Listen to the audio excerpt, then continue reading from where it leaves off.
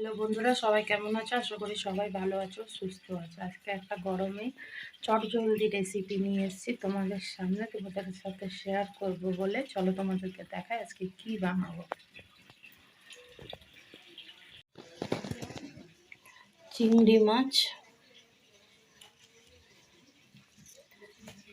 আর এইটা পেস্ট, সর্ষে, কাঁচা লঙ্কা আর নারকেল কোড়া দিয়ে আমি একটা পেস্ট বানিয়েছি। অল্প সরষা দিয়েছি গরমের জন্য।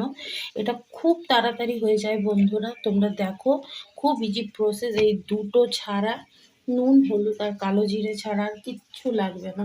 তোমরা দেখো ভিডিওটা। এই যে তেল গরম হয়ে এসছে, এর মধ্যে দিয়ে দেবো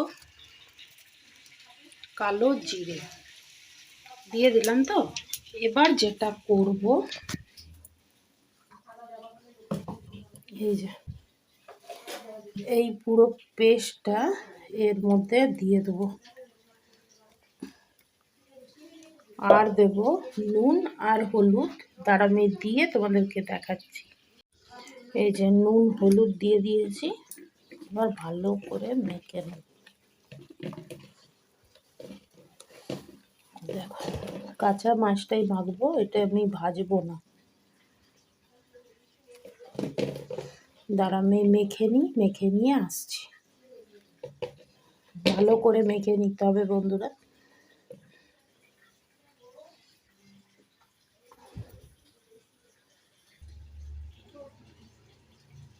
এই যে বন্ধুরা, দিয়ে দিয়েছি।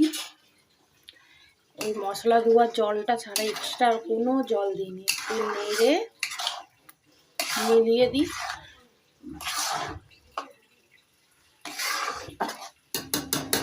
ব্যাস, এইটা এবার গ্যাসটাকে একটু সিম করে, এই কড়াইটাকে সবাই ইগনোর করো মা, কারণ এই কড়াইটা মা উনানে রান্না করে, যার কারণে এই কড়াইটা এরকম কালোভাবে স্তর পড়ে গেছে। আমি এটাতে কেন করি তোমরা বলতেই পারো, আরও কড়াই আছে তবুও করি না, কারণ এইটাতে না, এই যে তলায় লেগে যাওয়ার একটা ভয় থাকে না। অন্য কড়াই যেমন বসে যেতে পারে, এইটা লাগে না, খুব সহজ। যদি লেগেও যায় না, খুব সহজে উঠে যায় জিনিসটা, বুঝতে পারছো? ওই জন্য তো গ্যাসটা মিডিয়াম, মানে হাই টু মিডিয়ামের মধ্যে করা আছে।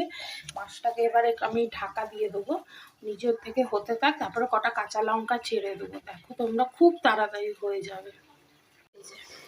হয়ে দেখো তো কেমন হয়েছে, তোমাদের কেমন লাগছে ভাপাটা, চিংড়ি ভাপা।